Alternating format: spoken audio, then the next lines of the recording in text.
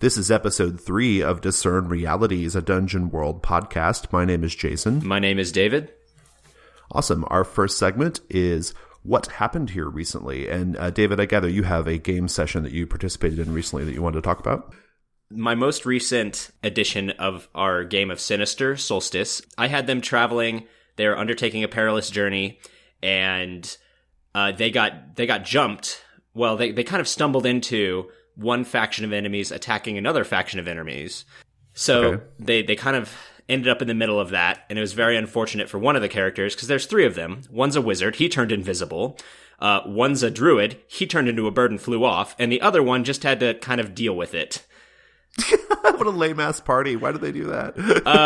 They were going to try and sneak around it, but he was the only one who was in danger of getting spotted, and guess what he did? He rolled a 4. So he got spotted. He got spotted. Yeah. So he got caught up in a net after several more failed rolls, and was then, after, kind of in a bad way, his friends needed to help him to get out of that situation. And that's when they started failing their rolls too. So it started kind of adding up that damage was getting piled up on him while they were failing their rolls because he couldn't get out of this trap. So what was the real specific fictional circumstance? Did they just have him surrounded, or what was going on? So they had rolled very well on their undertake a perilous journey for the guy who is leading, and so he found a mountain pass. So they were traveling through this mountain pass as a shortcut so that they wouldn't have to use as much rations. And in the mountain pass, there was a trap set by the ice elves to attack these ghouls. And the ice elves had these big old nets, and they were kind of up on the ledges of the mountain pass, and they were throwing nets down. And so they captured him in a net. And then they proceeded to stab him with these long pikes, so they didn't have to come down and actually deal with him in person. Got it. Okay, and so he was being stabbed while he was trapped in this net, and the other 2 members of the party were nowhere, or they were invisible or otherwise away from the situation. Right. Well, and the druid, he flew up, and he was looking around for a clever way to try and topple a bunch of the ice elves at once, and he ended up flying directly over top of some of them. And turning into a cow, and then he fell on top of the top of the mountain and caused an avalanche. He didn't really think about the fact that avalanche would also kind of bury his friend who's at the bottom of the ravine. So right. And then he rolled poorly too, so I had kind of some damage because of that avalanche going all the way down there. And then he did the same thing on the other side. I was like, you probably should have revised your plan a little bit. You knew what would happen. So essentially, what was going on was his teammates were trying to help him escape, but he kept getting hurt because of it. Is that what I'm kind of getting here? They kept, sort of in summary? Yeah, okay. They kept botching their attempts to help him. Got it. Okay. Well, and so what do you want to discuss? Is there anything there that we need to discuss? I mean, that is the thing that happens. If it's fictionally appropriate, I think it's okay for other people's failed rolls or bad actions to hurt a third party or whatever. So right. So I didn't want to let it go too far. I didn't want them to end up accidentally killing him, even though they really were kind of getting close to that. But how appropriate do you think it is to have a character kind of tied up like that and taking the punishment for other people's failed rolls? Well, so let me set up for you a very common situation that I have happen in a melee. You'll be familiar with it because you played in my games. So there's a big melee going on with, say, some evil humanoids, right? And one person, through misfortune, usually through their own failed roll, they get tackled by a couple of orcs, say, and these orcs are now on top of the person, and they have a knife right up to their throat, right? Incredibly perilous situation, right? I usually make it pretty clear to the rest of the table that this is priority number 1, right? Hey, I say, hey, fighter, you just saw the thief get tackled by these 2 orcs, and they now have knives up to the thief's throat. What do you do? So I kind of toss it over to the fighter to try to rescue that person, right? Now, in most cases, the fighter will, every time, in most cases, in that situation, the player who can go help the person, they do try to do it, right? I've had the occasional player not follow up on that and just basically leave the thief, say, to their fate. In that case, I would probably give the thief like one more good shot at escaping, like wriggling free or kicking free or something, right? And then if they failed that, I would probably go straight to last breath. I'd have them cut the thief's throat and that'd be it, right?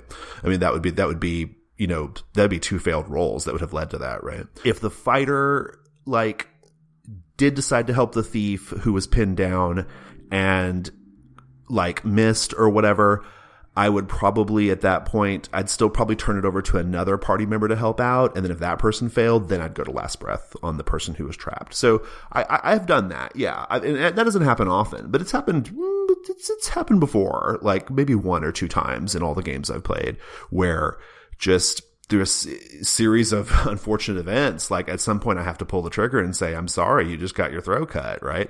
A more common situation is maybe you have one character that I've run into, that I've done, is I have a character drowning, for whatever reason they're being held underwater or they're drowning. And so I have them take about a D10 damage basically every time I decide to tick the damage box, and so it's not quite as lethal because like there's, it's a pretty nasty hit on that person as they are suffering, but it gives the party plenty of chances to still rescue them, Yeah, this was much more that kind of situation. Yeah. Because it sounded like they were like you were having them stab and then do damage, right? Yeah. And then the avalanche comes down. And then that happened. Yeah. And then the cow slipped off the mountain and fell on top of him, too. That didn't... It sounds like a really comical but also very perilous situation. It was a bit of both. There was laughter and then some like, ooh, that was bad. It was Sinister Solstice, though. That setup has that adventure starter has a very like comic twist to it.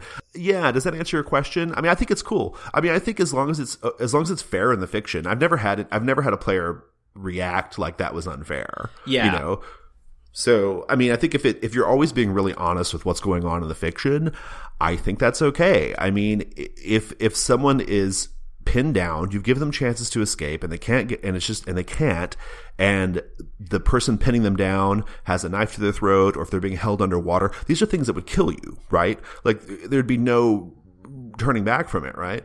You could go a little less lethal in the like knife to throat situation and like cut their throat and then say, hey, they're bleeding out. Like, that's it. Somebody better go rescue them really, really fast. And then if they don't rescue them, okay, go to last breath. I mean, there are ways you can kind of like, keep giving the players chances. But I think once you've like racked up like 2 or 3 failed rolls, no matter who did it, that's last breath, right? It's gotta be. I mean, otherwise, like the game, I mean, what does it all mean, Right.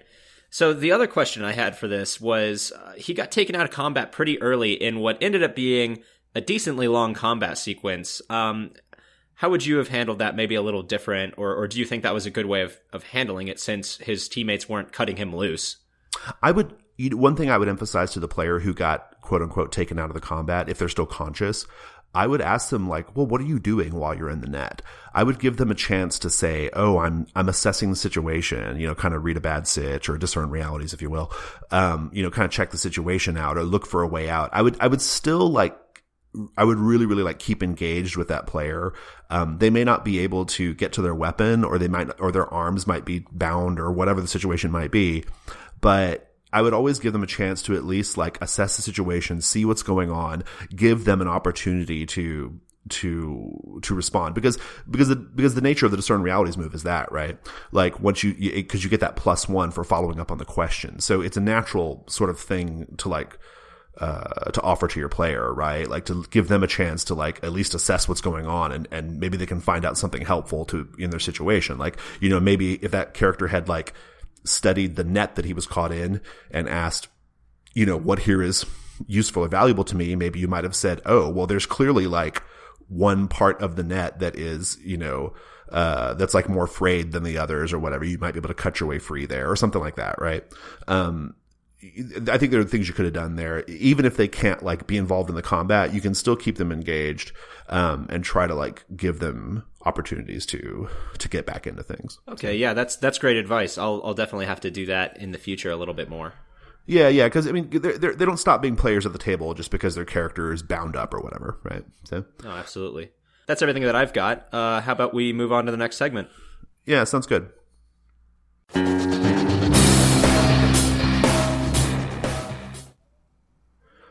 So our next segment is called What Should I Be on the Lookout For? David, what should we be on the lookout for this week? This week, I think players should be on the lookout for Grimworld.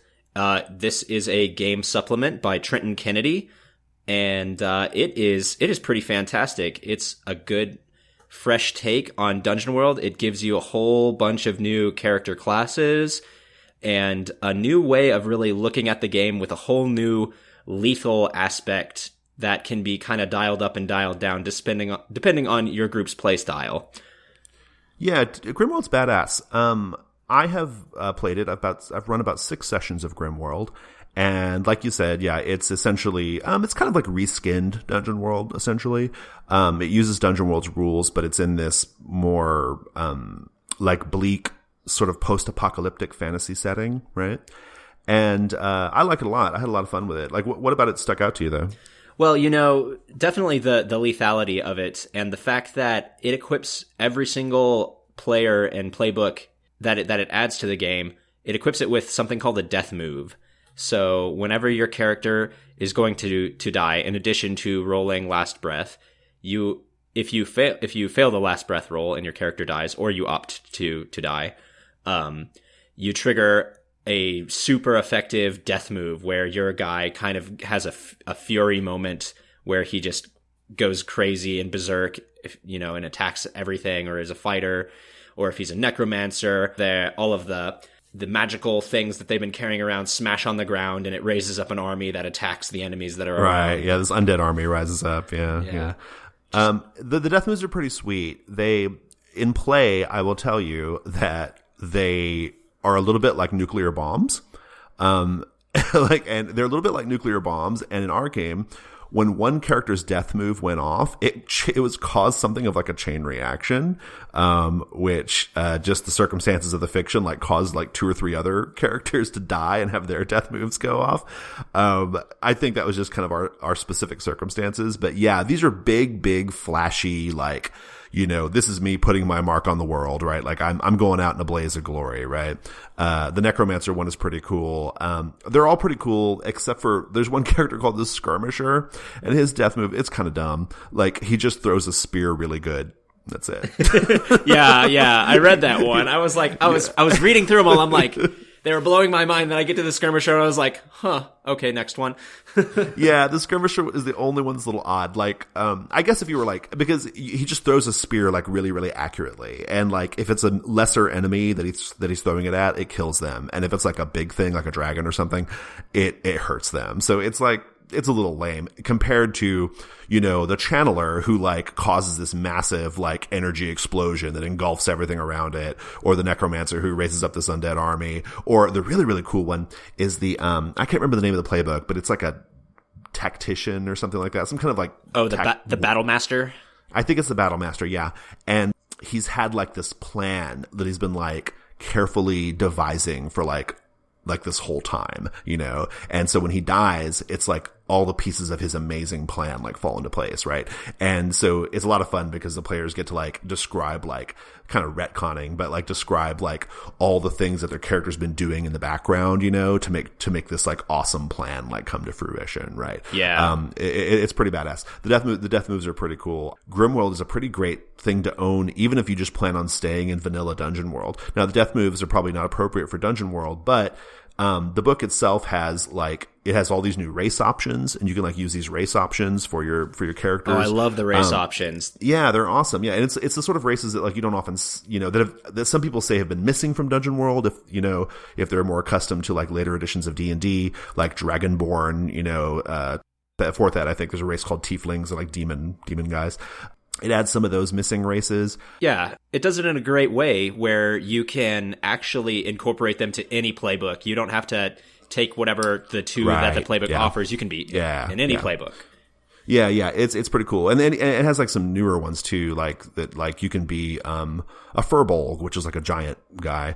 You can be a Centaur. You can be a Crystal guy. Yeah, it's got some cool stuff. Yeah, and the artwork on it is just beautiful. Yeah, it's got a lot to add. It's got magic items, it's got monsters, it's got all stuff that you can add into your Dungeon World game, right? Yeah. So it's pretty badass. Yeah, I love the monsters. One of the things it does that's new with monsters for Dungeon World is for each monster, there is a vulnerability that can be detected, and it makes them a lot more manageable. Whereas some of them may be so lethal that they're completely untouchable until you find out their vulnerability. Oh, I don't remember that when I played it. You may be right. I know one thing that the book has is it's actually like a book kind of in two parts, because it also has rules for fate if you wanted to run Grimworld in the fate system. I can't remember that vulnerability thing. That sounds cool though. Yeah. It was one of their big premises they were trying to get across with the new monsters and with the new way for GM advice. That was one of the things that they really wanted to push on GMs was, make the monsters more deadly because it's Grimworld. Yeah. And the players need to figure out that vulnerability before they can really deal with them. It's like the 16 hit point dragon, right? I mean, that might be a topic for a future show, but this idea that you're facing a dragon, that only has 16 hit points in Dungeon World, but hitting the dragon is the key, right? Like that's the puzzle. Like how do you even hurt the dragon in the first place? Exactly. Yeah. And it introduces some cool compendium classes, some good, this idea of the hunt and the hunter, which is kind of like a guild. And I thought that was really cool. Oh, yeah. It also gives you some pre-built fronts and arcs for those GMs who want to quickly incorporate this into their game and don't want to try and invent something just on the fly. It's got some really well thought out and fleshed out fronts and arcs that you can just drop right into your current campaign. Yeah, here's a little tip for listeners. When I did Grimworld, it was part of like a much bigger sort of like campaign setting that I had been running. Not just using Dungeon World, but like I ran this campaign world using multiple fantasy systems. And one of the things we did was we created a timeline for the world using the game Microscope. And one of the things we identified on the timeline was this post-apocalyptic event, this like rift in the, multiverse that caused all of civilization to be wiped out, right? And so we used Grimworld as a way of picking up on that part of the timeline. So it had been kind of a normal fantasy experience up until that point. Yeah, that's such a cool idea. I love that, that you guys were using another game for you to set the outline for your game. Yeah. All right, well, I think that's enough we've said about Grimworld. Thank you, Boldly Games and Trenton Kennedy, for bringing Grimworld out. Yeah, awesome. Well, let's go to the next segment.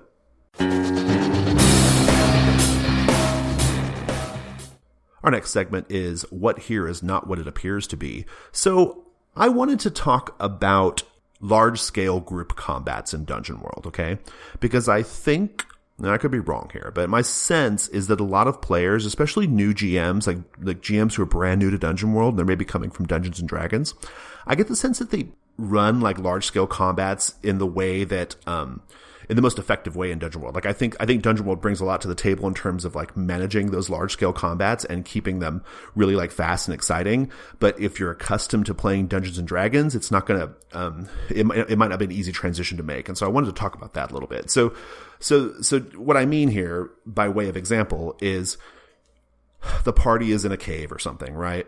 And they get attacked by a big group of, say, goblins, all right? And it's a big group of goblins. It's like 5 or 6 goblins per player, right? They're being, goblins are all around, and the players need to like, fight them off. They choose to like, go into like melee combat with them as opposed to like just running away, right? Here's the thing. I think if you're accustomed to Dungeons and Dragons, your instinct is to run the game such that basically like I'm the fighter and on my turn, I can attack this one goblin number 1, right? And I hit goblin number 1. Hopefully I kill goblin number 1 and then that's it. And then the wizard goes, I shoot magic missile at goblin number 2, right? They're kind of handling each goblin one by one, right? And that's kind of not the right way to do it in Dungeon World. So an often overlooked rule in the game is you can narrate attacking multiple enemies at once, right? You expose yourself to their counterattack, but you can like narrate your move like attacking multiple goblins. So say in my example, I'm the fighter. I can narrate my move like I can narrate my sword hand slashing down at 2 of the goblins on my right and then kicking the goblin in front of me and then using my shield to bash the 2 goblins on the left, right? I can kind of narrate that bit of action. It's very high action, very cinematic, right?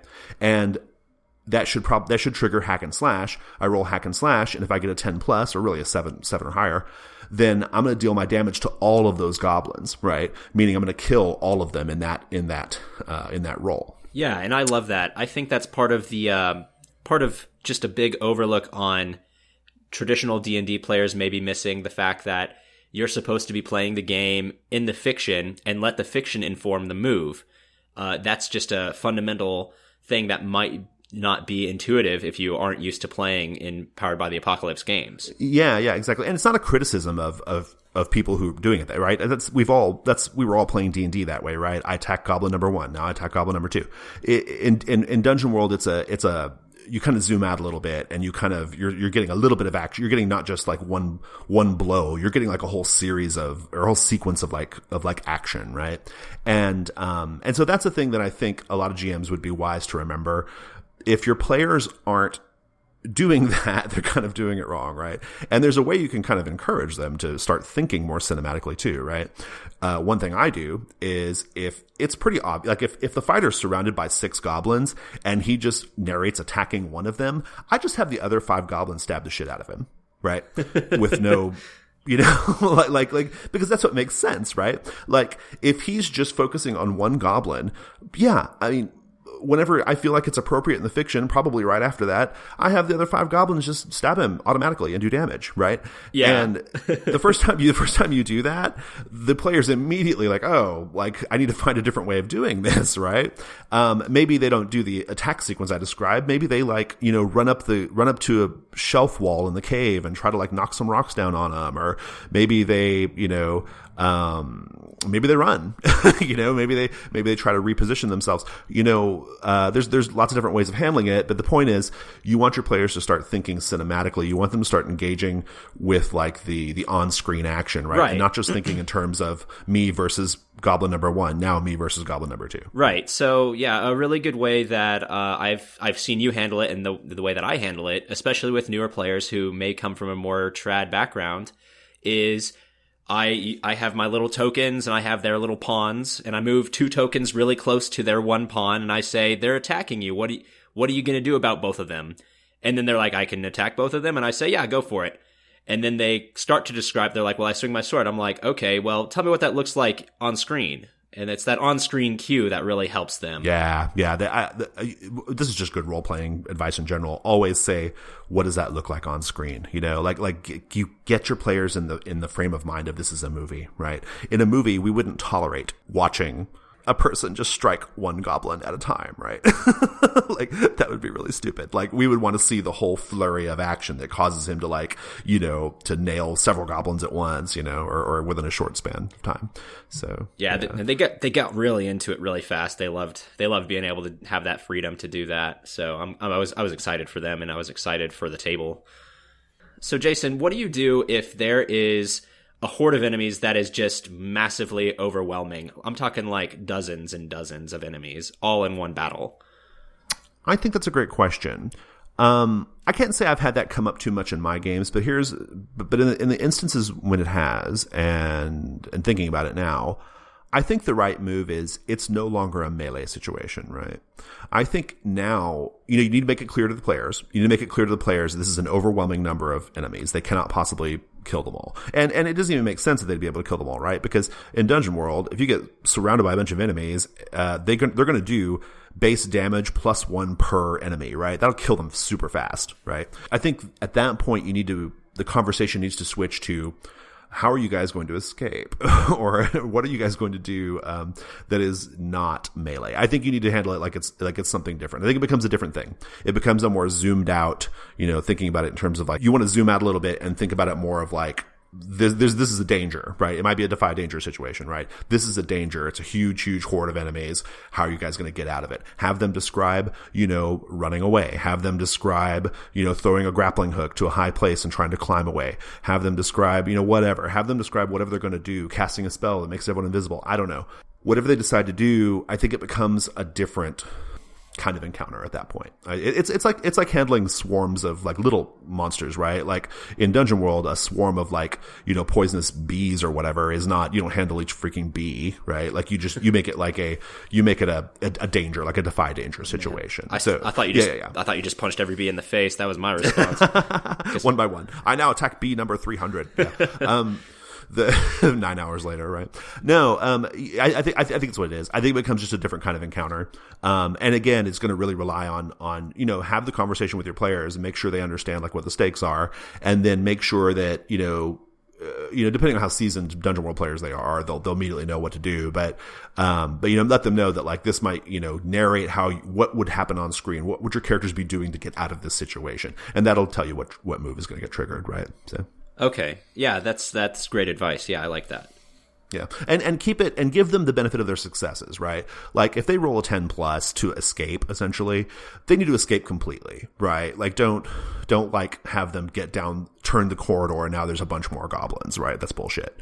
Like they're escaping the whole dangerous situation at that point. So okay. And now if it's a 7 to 9, that's a little different, right? Maybe they escape, Horde 1, but then they run into Horde 2. That's okay. It's a little cheesy, but that's a possibility as well there. So cool. Let's go to the next segment.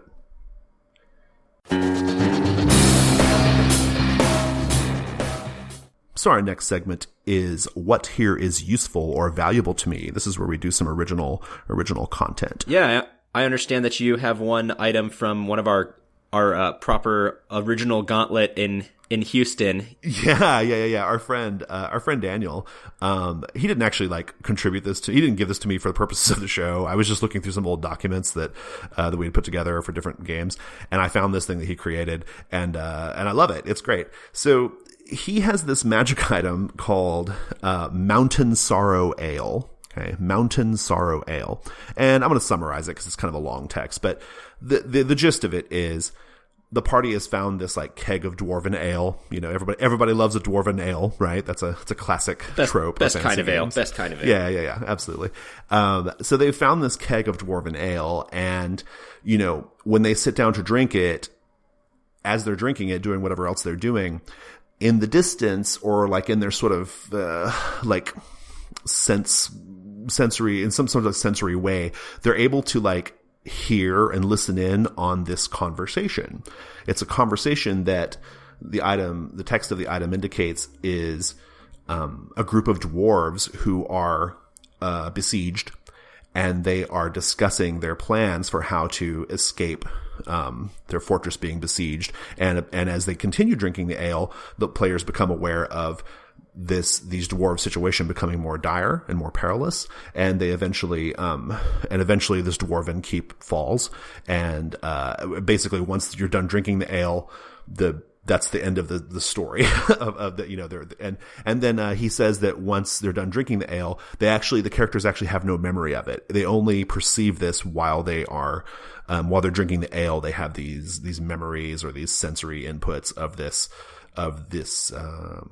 dwarven lords and military planners, like trying to fight their way out of a desperate situation, right?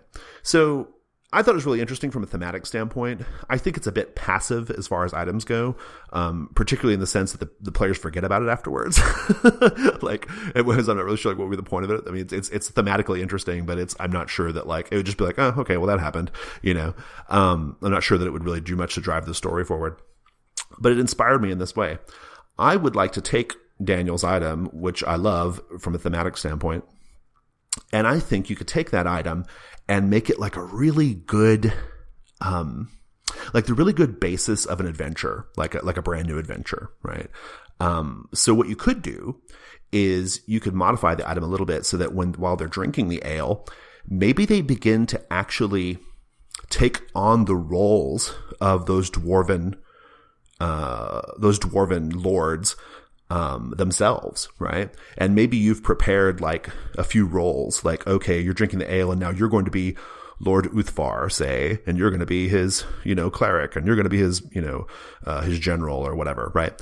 And I would say, I would imagine it like you would give everybody, all the players would be drinking the ale, and they would be like assuming this role, and they would just begin having a conversation like they were these dwarves, right? And what they would be doing is they would be recalling the story of, say, this long lost dwarven clan, the Uthvars, right? They would begin like telling the tale. And so it'd be a really great opportunity to do some free-form role-playing at the table, right? You could have the players like pretending to be one of these dwarves and like, you know, saying like what was going on and kind of what the situation is. You should probably have some questions prepared to say, you know, what's the threat that the clan is facing, or why is the situation dire right now? Like, what happened here? What happened there? And as the players discuss it and talk about it, like, you know, keep following up on that. And then once the ale's done, the party is conscious of what just happened, and maybe they use that as the foundation of like their next adventure, right? Well, let's go find these dwarves who lost their keep, right? Like that sort of thing. Does that make sense? Am I making sense on all this? Yeah, I like that. That's a cool idea. Yeah, just as you're describing it to me, it just kind of inspired me. It's like maybe you could even take it a step further, and maybe like for the next half hour or so, they have to play those characters defending the keep. And it doesn't matter if those characters live or die, because that's not their player character.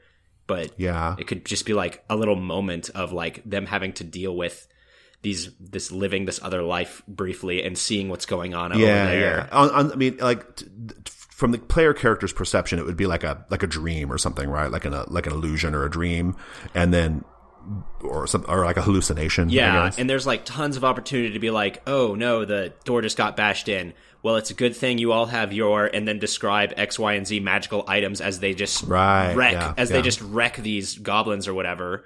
And then whenever they're back to their actual characters, they might be like, man, we got to go get those. We got to go get that stuff. Yeah, that clearly we've like been, you know, we've recalled some memory or whatever by drinking this ale. Yeah, I think it's cool. I mean, yeah, I love it. I love that. It's a great idea. I'm really big into set pieces. You know, I think like a really big like creative set piece that you can kind of use to kick off a game for players, or like kick off a session is it's a beautiful gift to give to your players, right? I mean, and not just for Dungeon World, any game. Yeah, and this, I could see this being like one of those things. Yeah, right? I can see this kicking off a great adventure, or just being an incredibly nice surprise for whenever they finally get around to using this item. That would just blow their mind. They'd be like, I can't believe I've been carrying this around this long. Right, yeah, exactly. Yeah, because they find like old casks of wine and shit all the time, right? Like, but there's the one, right, that was actually like, yeah, maybe even like during a carouse, right? A carouse is probably when they would drink such a Oh, that would be, yeah. I was thinking like a make camp or something like that. Yeah. But yeah, anytime. So maybe you interrupt the carouse and like, or not interrupt it, but like you kind of like weave these details into the carouse in a way that like it feels very dreamlike and like hallucinatory, you know? Yeah. There's a lot of cool things you could do with it. I think it's a pretty badass thing. So yeah, well, spoilers to my players. If you find any casks of ale that might be of dwarven origin, that might be pretty badass. Yeah, we should write this up. This is pretty cool. We should write up some like some starter questions or something. That'd be pretty awesome. Yeah. All right, awesome. Let's go to the next segment.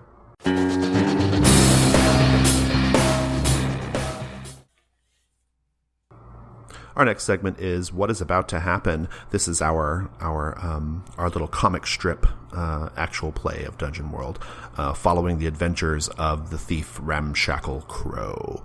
So, last episode, when we saw Ramshackle, he had just discovered that the Temple of the Peerless Star has a secret vault where they might be keeping this gemstone he's looking for, right? And he had just discovered this information, and he was roaming around the back parts of the temple, and he heard someone following him in the torchlight. He saw them following him, and so he's hidden around a corner with his hand on the hilt of his sword, waiting for this person to walk by. I gathered you were gonna try to surprise them, right, Ramshackle?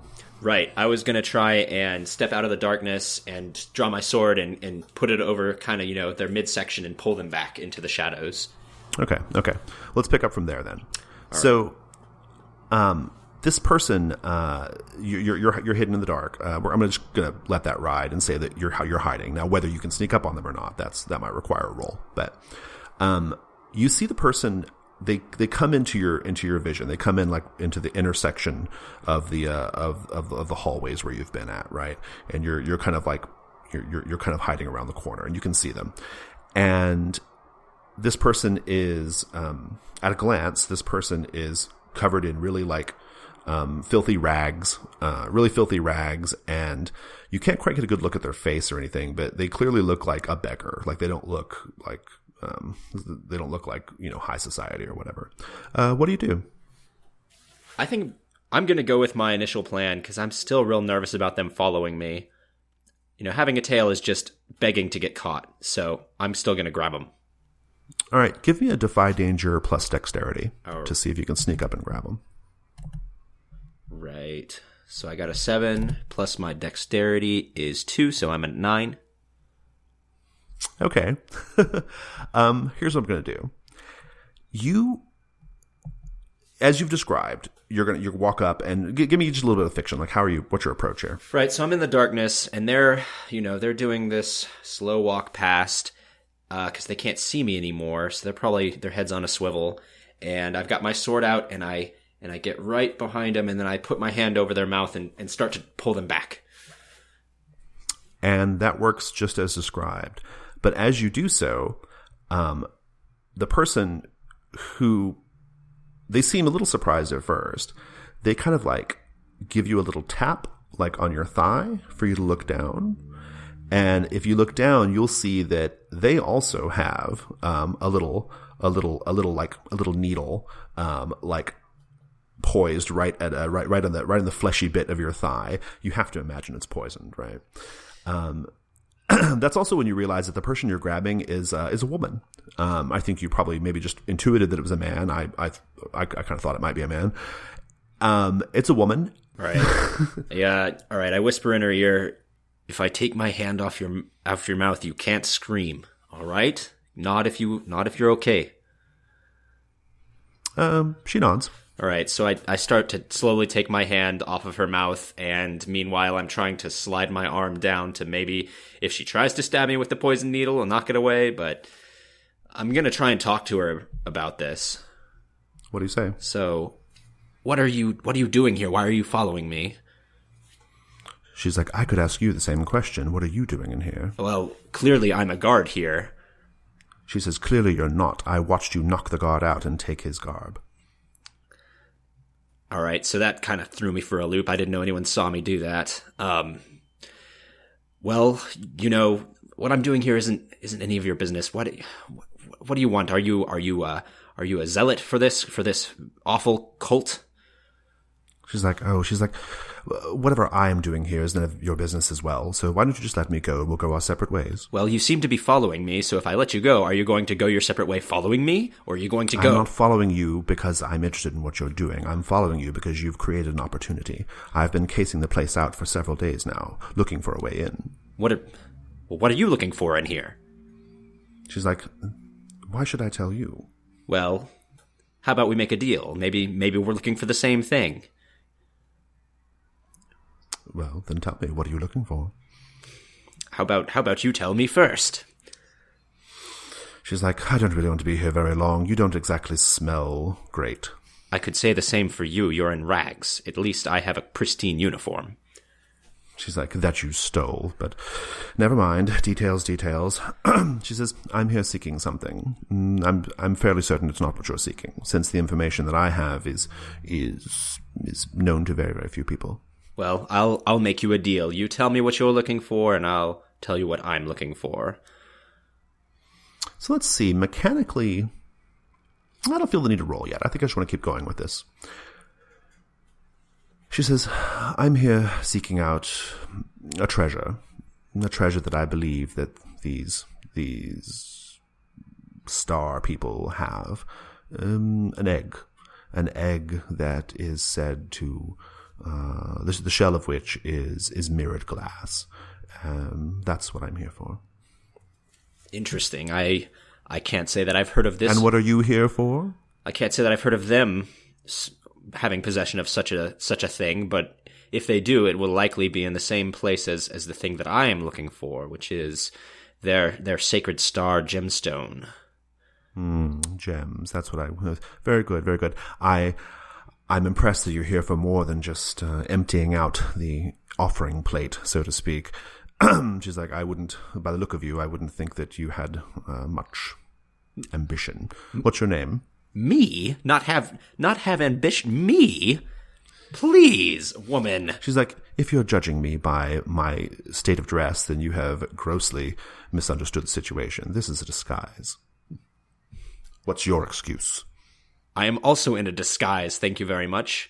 And seeing as you're such a masterful thief of yourself, perhaps you can appreciate that you are the only one who saw me. Well, gracious, we should at least get to know one another. What's your name? Gracious woman, haven't you ever heard of Ramshackle Crow? Ramshackle Crow. Is that the name you were born with? Are you from the venerable Crow clan, Ramshackle? Are you Ramshackle the Third, Ramshackle the Fourth? No, I have no such great lineage, my lady. Perhaps you do, but I merely took this as a mantle, as a way to strike fear into the hearts of my enemies. Well, I'm utterly terrified, that's for sure. And who is my lady? My name is Urbina Castafiel, from the Castafiel family. Perhaps you've heard of them. Can't say that I have.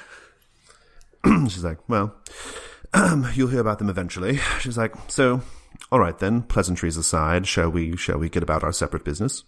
Well, do you suppose that both of these items are likely held in the same place?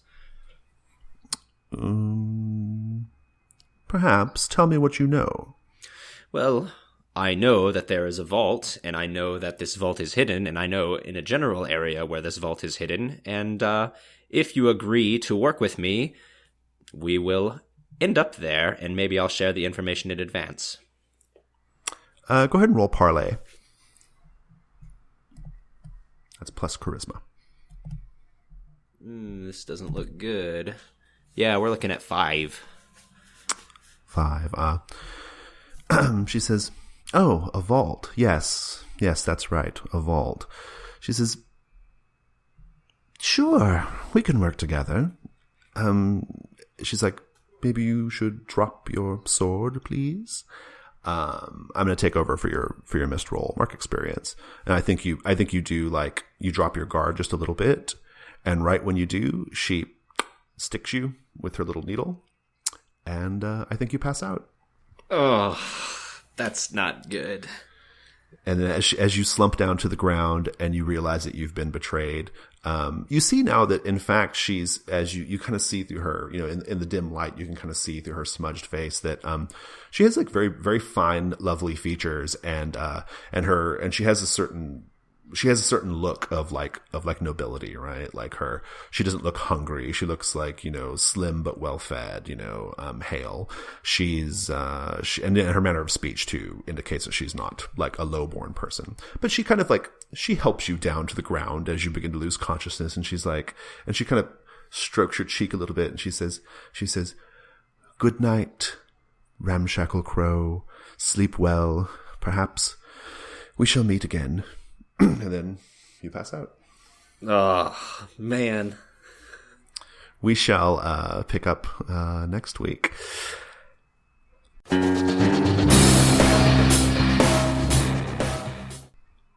All right, well, that's our show. Final question. Who's really in control here? David, send us out. All right, so who's really in control here? That would be the Gauntlet. That is our main hub of communication on Google+. If you will search in the communities section, you will find us on the Gauntlet. A secondary way of getting a hold of us is going to be on Twitter at GauntletRPG. If you tweet on there, we will tweet right back. And then we have actually made a very recent change where for our Gauntlet Hangouts, we're going to be transitioning that to a meetup group to better facilitate all of our online games that we do on Google Hangouts. So if you look for us on meetups.com under Gauntlet Hangouts, you can find us playing lots and lots of games online, not just Dungeon World, but mini games. Yeah, and I'll add to that. If it will not be easy to find if you're not from Houston, because the Gauntlet Hangouts meetup is organized in Houston, but you can go to the Gauntlet G+ community, and there's a link there. So you can go there and see all the different games we have on the meetup. All right, well, that was great. Thanks so much, David. Yeah, thank you. All right. Good. Bye, listeners.